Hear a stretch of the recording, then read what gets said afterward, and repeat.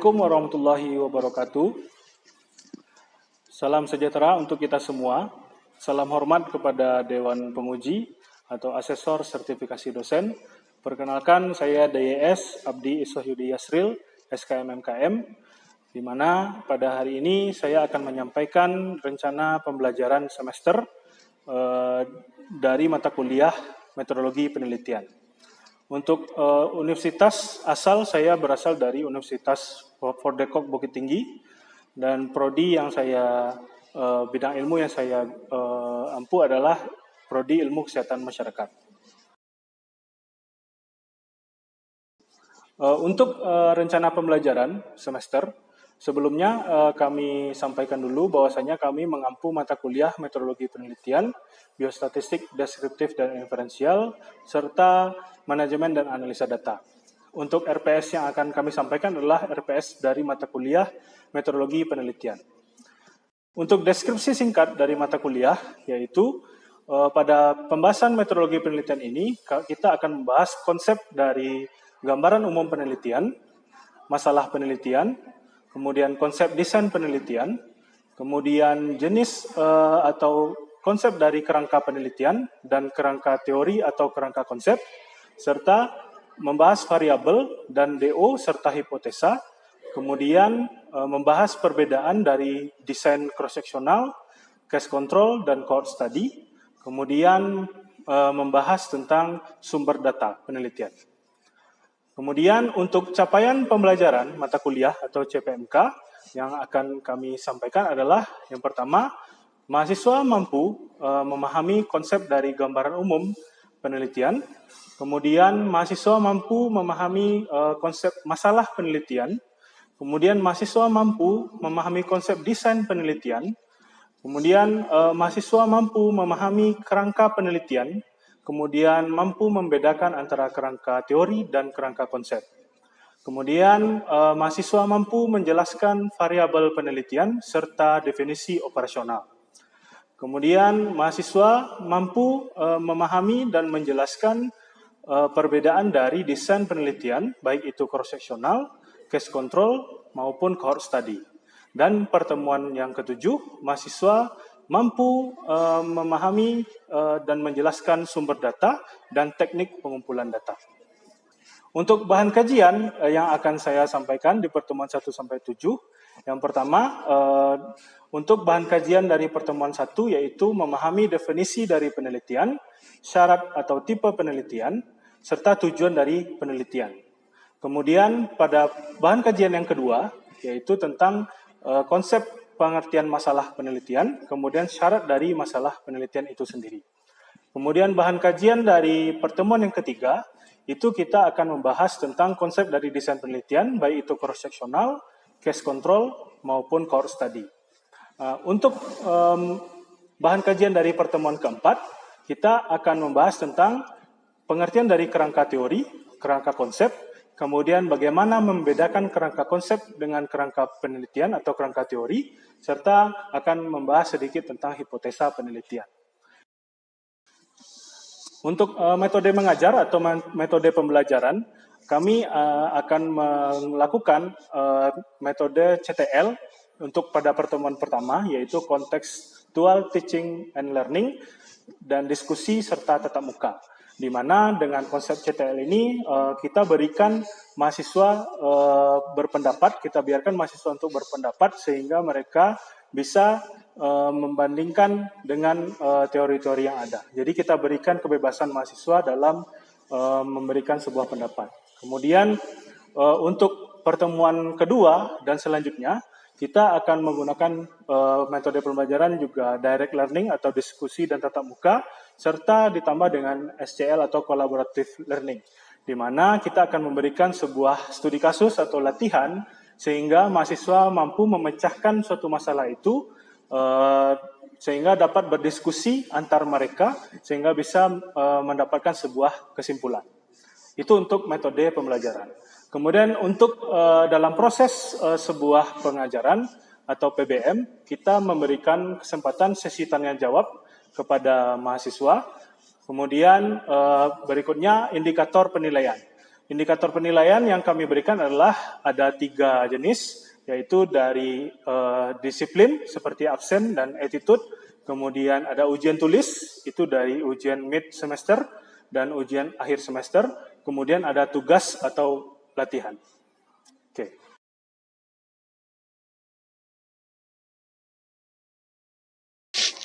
Assalamualaikum warahmatullahi wabarakatuh.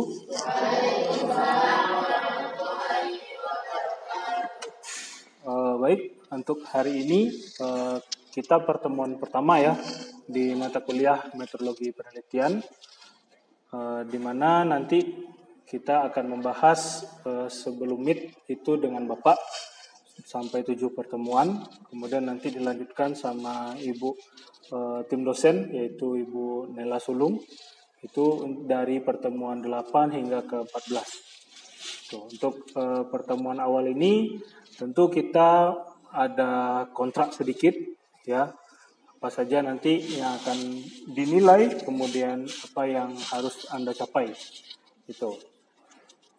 Oke, target kuliah utamanya adalah kita nanti untuk mata kuliah metodologi penelitian ini itu Anda harus menguasai konsep dasar dari Medlit, karena ini nanti yang akan mendasari pembuatan proposal Anda ya. Itu. Jadi kalau ini tidak Anda kuasai, bisa proposalnya mungkin kurang sempurna. Itu ya. Kemudian target kita terakhir pada saat selesai, pada saat UAS, itu Anda sudah bisa menulis kerangka proposal atau draft proposal. Itu minimal topiknya ada, masalah penelitiannya ada, kemudian nanti judul itu udah jelas ya. Kemudian sampai variabelnya hingga membuat kerangka teori dan konsepnya. Gitu. Jadi draft proposal itu bukan proposal penuh, cuma kerangka saja. Sebelum kita pergi ke pembimbing, itu didiskusikan nanti dengan pembimbing. Itu. Ya, kalau untuk referensi, Bapak menggunakan ada 5 ya. Dan untuk metodologi penelitian sendiri dari Prof. Sugiono, internasionalnya ada dari Ranjit Kumar, kemudian ada dari Notot Mojo, dan satu lagi yang bagus menurut Bapak itu yang Suarjana. Kemudian kalau untuk menghitung sampelnya nanti itu bisa pakai buku Bapak sendiri ataupun boleh menggunakan buku yang lain. Jadi kita referensi ini banyak sebenarnya, tapi kita cari tahun yang terbaru. Ya. Kemudian untuk sistem penilaian nanti Bapak akan menyampaikan nilainya itu tentu dari UTS dan UAS-nya, kemudian dari tugas, kemudian dari kedisiplinan Anda semua. Itu baik dari absennya maupun dari sikap. Tuh, bisa dipahami ya? Oke. Untuk mata kuliah yang pertama ya yang akan kita bahas itu bisa dilihat di sini. Yang pertama kita hanya membahas 4 topik ya, yaitu pengertian, kemudian apa tujuan dari penelitian itu sendiri, kemudian bagaimana memahami alur proses penelitian, kemudian yang keempat nanti bagaimana kita membangun ide atau sebuah topik penelitian. Oke. Yang pertama kita akan bahas sedikit tentang riset atau penelitian. Coba utarakan pendapat Anda sendiri. Apa sih penelitian itu? Itu. Siapa yang bisa menjawab? Sesuai bahasa sendiri saja gitu. Ya, tidak harus terpaku dengan bahasa teori. Ada yang bisa jawab? Silakan. Ya? Ada? Ya, silakan.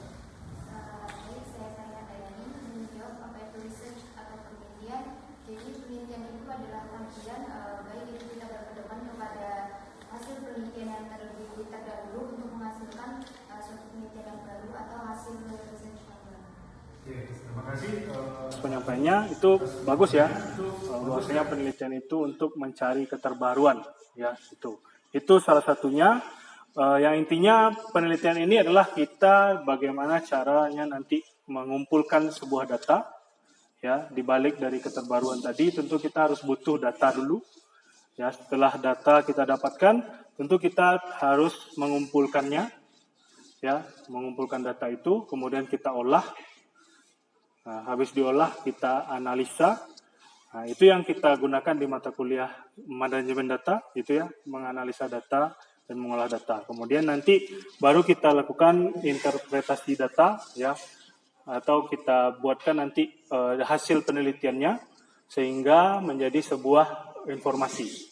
Gitu. Karena nggak semua orang nanti bisa memahami penelitian kalau kita tidak menggunakan sebuah interpretasi atau narasi. Gitu. Oke, ini menurut ahli ya. Riset adalah kegiatan mengumpulkan, mengolah, menganalisa data, dan menyampaikan hasil dari penelitian secara sistematis, efisien, dan berlandaskan teori. Gitu. Jadi kita butuh data dan teori. Itu intinya kalau kita mau mencari atau membuat sebuah penelitian. Nah, apa saja tujuan dari sebuah penelitian? Ya, yang pertama kita harus memecahkan suatu masalah atau persoalan, kemudian memperjelas suatu fenomena atau membuktikan bahwasanya teori itu sesuai dengan apa yang di lapangan. Itu salah satu tujuan dari penelitian. Kemudian kita bisa juga penelitian itu untuk mengembangkan suatu konsep atau teori. Jadi teorinya sudah ada, kemudian kita kembangkan lagi di dalam penelitian kita. Nanti dapatlah sebuah konsep yang baru atau skema yang baru. Gitu. Kemudian untuk mendapatkan wawasan baru itu sudah jelas. Lalu menentukan frekuensi kejadian dengan kejadian lainnya. Nah, ini berupa penelitian gambaran biasanya, ya. Kemudian untuk menguji hipotesa, nah ini yang akan sering dilakukan oleh para mahasiswa. Kita akan mencari hipotesa, ya, tergantung dari jenis penelitiannya nanti apa. Kemudian untuk menemukan sebuah kebenaran, ya, itu seputar tujuan dari penelitian. Nah, dilihat dari jenis penelitian, ya, secara umum, ya, dia ada dua sebenarnya, ada yang khusus, kemudian ada yang umum. Kalau dilihat dari yang umum, yaitu yang pertama ada penelitian pustaka atau kepustakaan atau library research, di mana metodenya hanya menganalisis sebuah dokumen saja. Nah, ini datanya berupa data yang sudah ada, ya, artinya dia sudah tersedia, jadi kita bisa menggunakan data tersebut tanpa kita turun ke lapangan. Jadi kita bisa akses langsung gitu. Kemudian yang kedua itu adalah penelitian lapangan atau field research. Nah, ini menggunakan metode observasi langsung, ada wawancara, ada diskusi yang mendalam, kemudian ada telepon survei. Nah, ini datanya adalah data primer. Nah, kenapa data primer? Nah, karena kita langsung mengambil dari respondennya, gitu. Ya, kita langsung mengambil dari respondennya. Itu teknisnya bisa interview, bisa rekam, ya, atau record. Nah, yang menarik itu adalah telepon survei. Nah, telepon survei ini boleh kalau kita mampu menggunakan penelitian. Contohnya itu survei pemilu. Nah, kenapa hasil quick count di TV itu bisa lebih cepat, ya, mendapatkan daripada KPU? Karena mereka biasanya pakai telepon, gitu. Itu salah satunya. Ya, kemudian yang terakhir jenis penelitian itu adalah penelitian laboratorium. Nah, ini lebih ke penelitian eksperimen, ya. Jadi kita mengambil sampel itu langsung dibawa ke lab, lalu diperiksa. Kemudian kita bandingkan antar metode apa yang kita pakai. Ya, itu secara umumnya.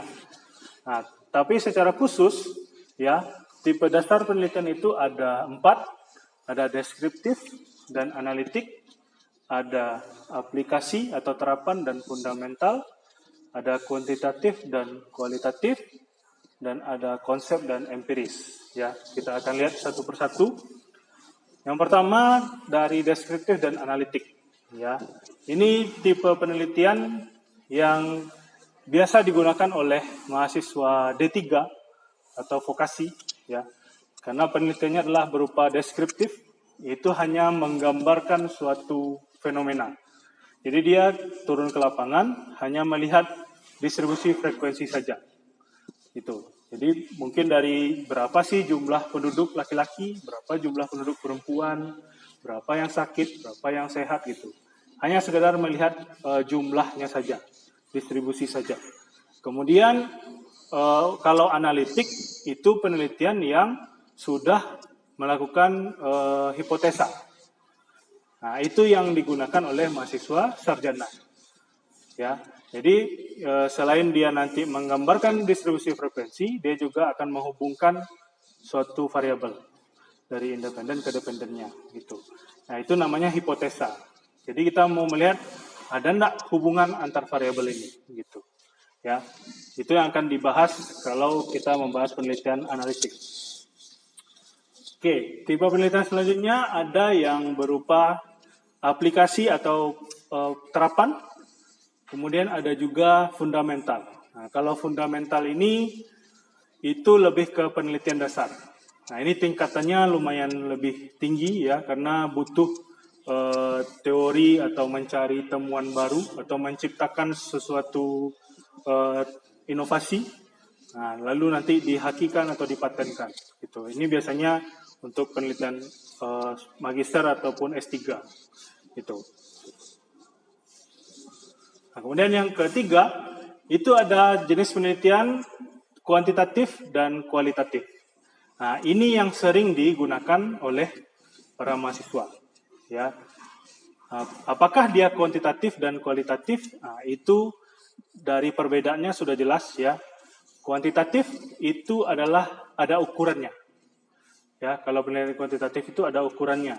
Kalau Anda biasa membaca jurnal, kita bisa lihat ada nilai p-value, nilai signifikan. Nah, itu kuantitatif. Ya. Kemudian dia biasanya menjawab hipotesa atau dari hubungan tadi. Ya, dari hipotesanya. Kemudian kalau kualitatif itu dia tidak ada hipotesa. Ya, karena dia penelitiannya berupa wawancara mendalam. Itu. Jadi yang dicarinya adalah dia membuktikan dengan sebuah wawancara, kemudian nanti wawancara itu dikumpulkan, kemudian disimpulkan. Itu. Ya, jadi ada kelebihan dan ada kekurangannya. Ya, dari wawancara mendalam kualitatif itu biasanya informan-informan, kalau kuantitatif namanya responden. Itu. Jadi ada perbedaannya. Ya. Kemudian yang keempat, itu ada tipe penelitian konseptual, ya. Kemudian ada empiris, ya. Kalau konseptual itu berdasarkan teori. Ya, jadi dia mengambil sebuah teori yang ada, kemudian dia telaah. Nah, itu yang sekarang lagi booming, systematic review, telaah jurnal, gitu ya. Ada penelitian pada saat kita pandemi dulu, karena nggak bisa turun ke lapangan, jadi dikumpulkanlah jurnal-jurnal yang ada, lalu direview gitu. Nah, nanti dapatlah sebuah kesimpulan. Kemudian ada empiris, itu bergantung dari pengalaman.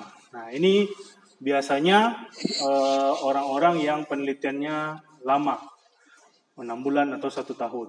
Nah, itu contohnya, misalnya Anda nanti mau mencari, penasaran nih sama binatang tapir gitu ya. Nah, tapir itu kan udah punah. Tapi penasaran, kita pergilah ke Sulawesi ya atau hutan Kalimantan sana. Nah, kita mau meneliti itu, dipasang foto trap. Nah, itu. Nah, ketemu aja satu, berarti kita bisa menyimpulkan bahwasanya binatang itu belum punah. Gitu. Jadi itu berdasarkan pengalaman hidup gitu. Dan waktunya pasti panjang. Ya. Tapi kalau kita untuk S1 kita nggak perlu selama itu. Yang penting kalau kita sarjana ini penelitiannya mudah dipahami, kemudian tepat sasaran, kemudian tepat waktu. Itu, ya.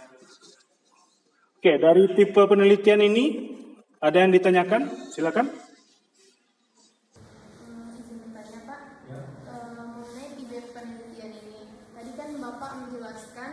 Bahwa salah satu tipe penelitian yang paling umum itu kualitatif dan kuantitatif. Nah, dari dua tipe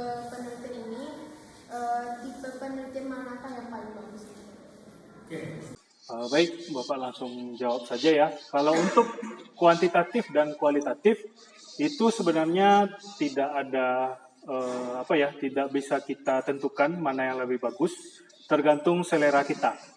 Karena tidak semua orang menyukai penelitian kuantitatif, ada yang sebagian orang yang menyukai kualitatif gitu. Seperti Bapak pribadi, Bapak lebih suka kuantitatif karena alasannya adalah kuantitatif itu penelitiannya lebih simple, kemudian mencari referensinya banyak, jurnal-jurnalnya banyak, karena kan yang dibutuhkan nilai signifikan atau angka-angka yang sudah ada. Nah, kalau kualitatif itu ada juga yang tertarik karena dia lebih menurut teorinya kualitatif itu dengan wawancara itu lebih akurat ya. Namun tetap ada nanti konsep yang namanya triangulasi ya. Nah, triangulasi. Kalau kuantitatif nanti penelitiannya cukup membandingkan antar jurnal, ya kan? Untuk dari hasil kuesionernya, dari hasil formative listnya kita olah, lalu kita bandingkan. Kalau kuantitatif, selain dari jurnal dan hasil wawancara, Anda harus membuktikan dari triangulasi data ini, ya. Nah, apa saja isinya? Itu kalau kualitatif itu yang pertama hasil wawancara, ya. Kemudian ada telaah dokumen, namanya telaah dokumen. Kemudian yang ketiga itu adalah observasi. Nah, ini kita akan membuktikan konsisten enggak antara wawancara, telaah dokumen, dan observasi. Contohnya, kita bicara tentang program DBD. Ya, program DBD itu setelah diwawancara kampusnya misalnya. Bagaimana tentang kebijakannya? Ada enggak? Oh, dia bilang ada. Kebijakannya ada. Nah, kemudian buktinya mana? Nah, itulah yang namanya telaah dokumen. Nah, bukti kebijakan tentu ada surat SK atau surat tugas segala macam. Nah, kalau kebijakan itu undang-undang ya. Nah, ini harus punya. Kemudian observasi.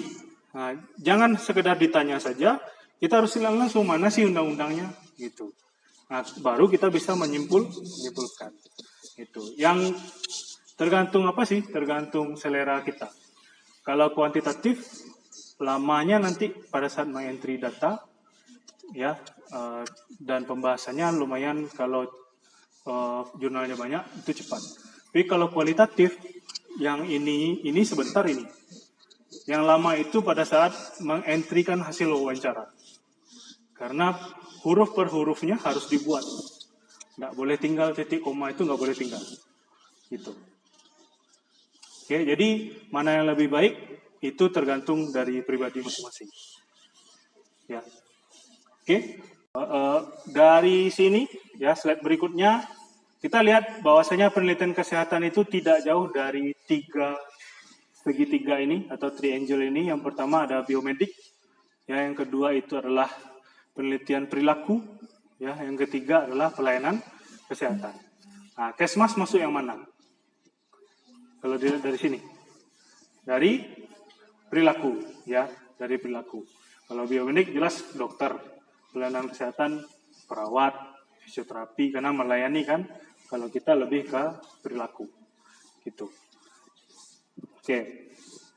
Kemudian masuk ke tahap penelitian, ya, itu yang pertama kuncinya tadi yang sudah kita bahas, tentukan topik dulu.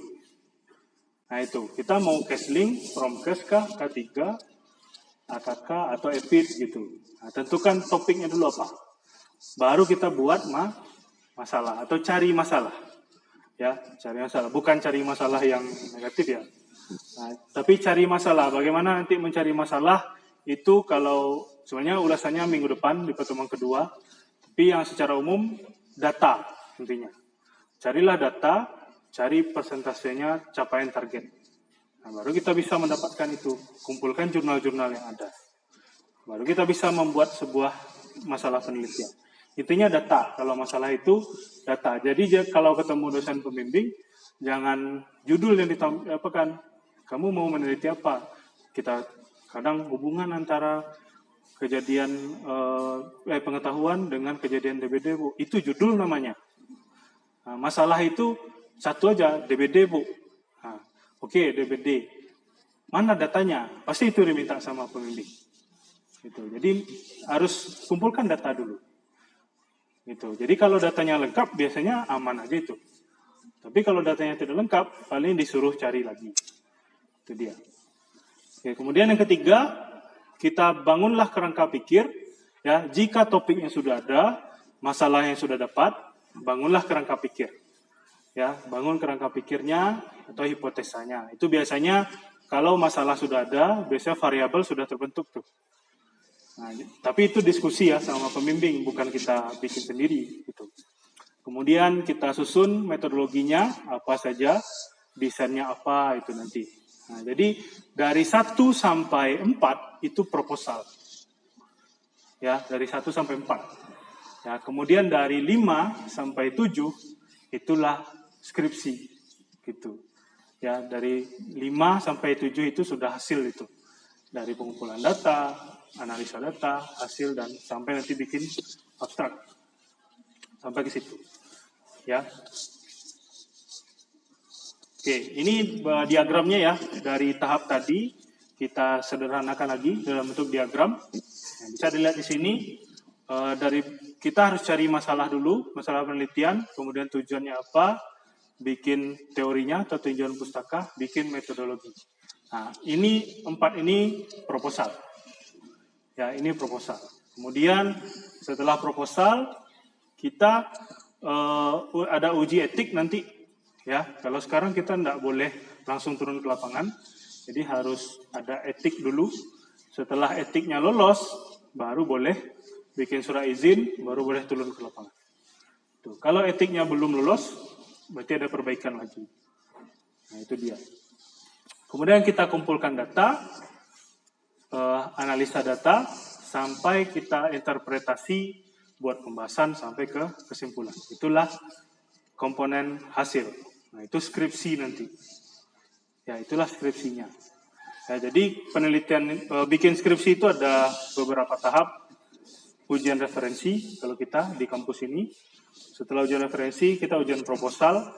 Setelah ujian proposal, baru kita uji etik. Uji etik, turun ke lapangan, baru ujian hasil. Gitu. Ya, kalau referensi itu yang menanya cuma pembimbing, kita dikumpulkan di kelas, nanti persamaan persepsi antara pembimbing 1 dan pembimbing 2. Gitu. Jadi lebih gampang. Kemudian kalau proposal baru kita ditambah dengan penguji. Pengujinya 2 nanti. Nah, itu ya. Oke. Kemudian ketertarikan ide ya untuk membuat sebuah skripsi itu ada 3 komponen yang bisa kita ambil. Yang pertama me first ya, sejauh mana kita yakin bahwa ide kita itu bisa dipahami oleh orang lain. Kemudian ada me better, itu adalah bagaimana caranya kita penelitian kita itu lebih baik dari penelitian sebelumnya. Ya, kemudian yang ketiga me too. Nah, me too ini yang terbaru sekarang ya, publikasi.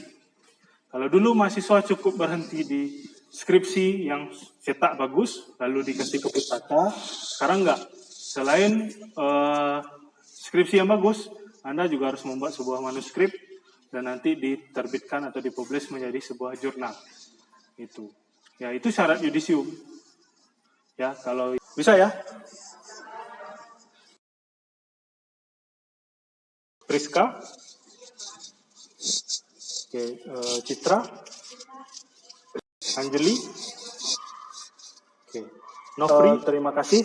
Sampai jumpa lagi di minggu depan ya. Assalamualaikum warahmatullahi wabarakatuh.